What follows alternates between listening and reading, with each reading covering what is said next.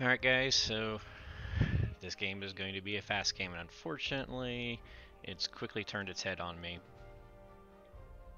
He took the battle that I was hoping he wouldn't take. He attacked West Russia, and he had some success there. So, just to show, I did give him a better battle than I would have wanted to.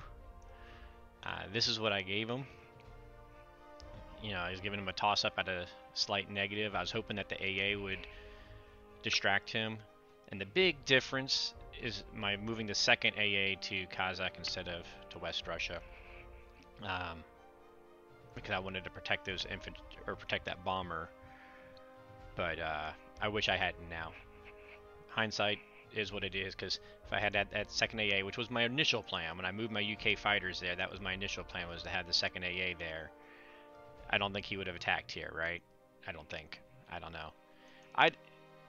Myself, I probably wouldn't have attacked at this level if I was Axis. You know, against a top 10 player, I'm willing to give a 50-50 in essence as a negative, slightly negative value to them. You know, more often than not, I'm going to do well. Unfortunately, he ended up getting this result right here. So it wasn't like way above average, but he's got 6 fighters living. Minus 96 versus my minus 125, and puts me on my heels and in deep trouble, especially against the tank rush. So we're going to have to be super aggressive, which means we are going to have to take DEI on UK3, and we're going to push probably end up pushing the US fleet up faster to try to get to here by 4. I mean, the good news is at the very latest we're going to be there by 5, and I believe we can hold this. He'll have his best shot's going to be G4. If he goes for it, he could have a decent shot at G4 at a significant negative value, but taking it. If he doesn't take it G4, then I can probably give him a 40-50% on G5, and if I can make it to G6. If I can survive to G6, that's my whole goal, then I have a low chance. He's still going to be an advantage. G7, if I make it to G7, I'm pretty stoked that I feel like we can make a game of it if I can survive to G7. I just don't know if I can survive to G7, unfortunately. But we're going to do the best we can out of it and see what we can do. But I am just, you know, this is all just going to be, you know, he's going to get through India.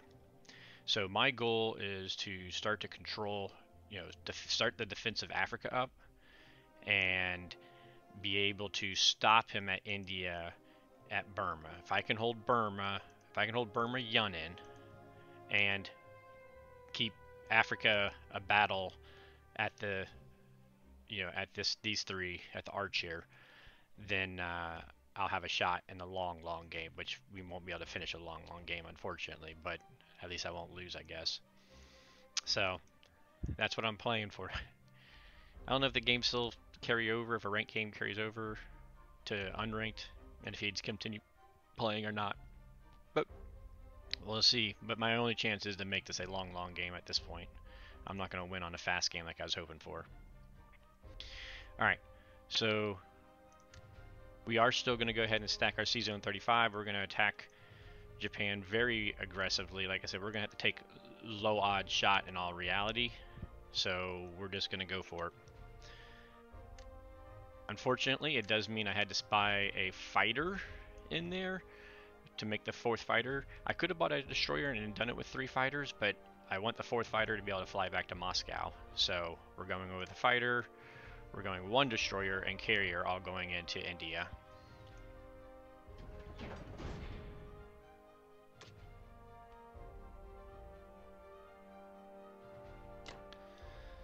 Since we're going to be losing this anyways, we're going to do what we can. The good news is he didn't take Burma, so I don't have to expend any units on that.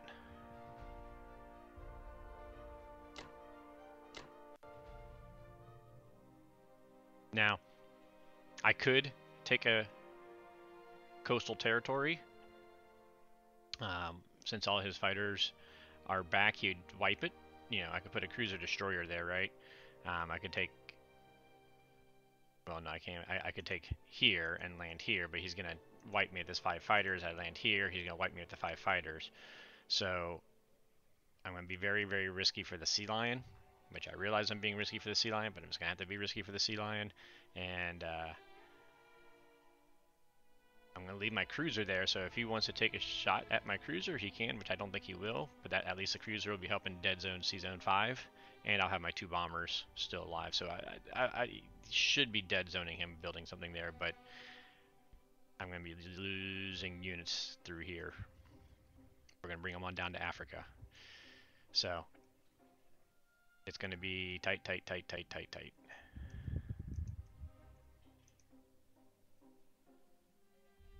I did have the opportunity, 2 subs, a fighter, and a bomber here. I didn't even really look at that, to be perfectly honest. I know it's at a disadvantage, but how much of a disadvantage? Is it worth, you know, at this point where we're looking for anything that could be a chance? So we could have fighter, bomber, 2 subs versus carrier, destroyer. What are our odds on that? No, they're not great. 23% odds at an overall even value. I don't know, that's almost, shoot, it's almost worth taking a shot. The problem is if I don't win it, then I'm probably going to give him, if I get worse than expected, I'm probably going to give him a shot. And I never really like attacking a battleship knowing I'm probably not going to kill it and let it get its hit point back. So I'm going to stick with my original plan because I am going to be dead zoning 36 in my opinion, so he's not going to be able to move down to 36 in my opinion. Alright. Not what I was hoping to open my game to. The good news is my other game, the player anonymized after just completely destroying me with dice. He was a low silver placement game, and he must have done poorly in his other games because he rage quit. But it wasn't because of the game he was playing against me. He was actually had me on my heels, to be honest. Again, dice were just crazy there. Alright, here we go. Really could use a take here. Not just a kill, but the kill and take. Save those Russian and US infantry as much as we can.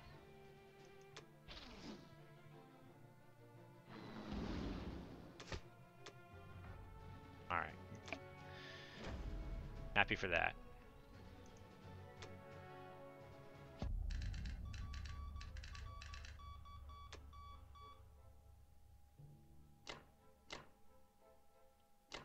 Alright, let's see. He's got 1, 2, 3.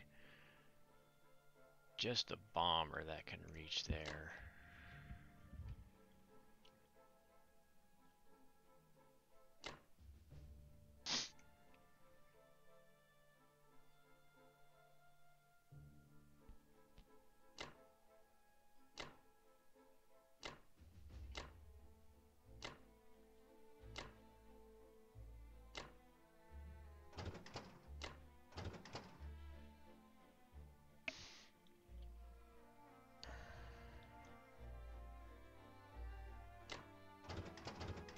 Whoops, that's not right.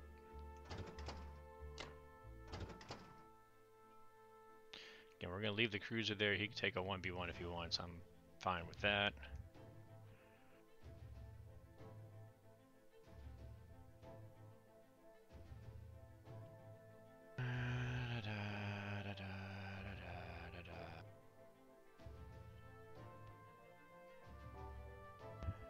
Alright. I think that is it.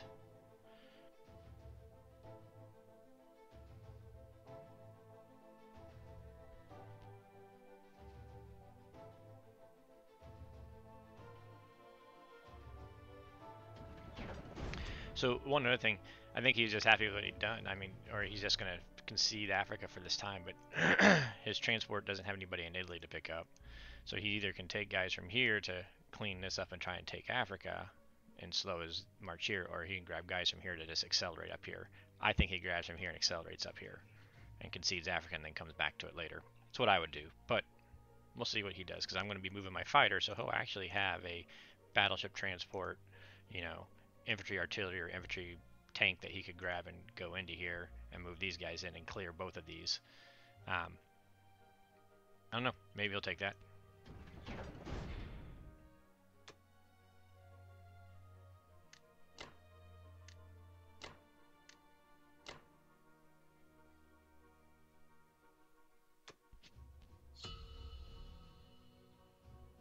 All right. So, I mean, the Pacific is a position where I want. I'm sure he's going to do a completely defensive build, and bring his fighters back and whatnot, and so it's going to be hard to root them out. But again, my main goal, normally my goal is to be in these islands by 5, but we're going to go ahead and take DEI next turn with a bomber and sacrifice a transport if I need to, because we just got to shut them down quickly. Depending on what he does, we may even try a full UK reverse, where UK takes all the islands and the US starts pumping ships over here. I don't like that, but when you get desperate, you gotta do desperate things.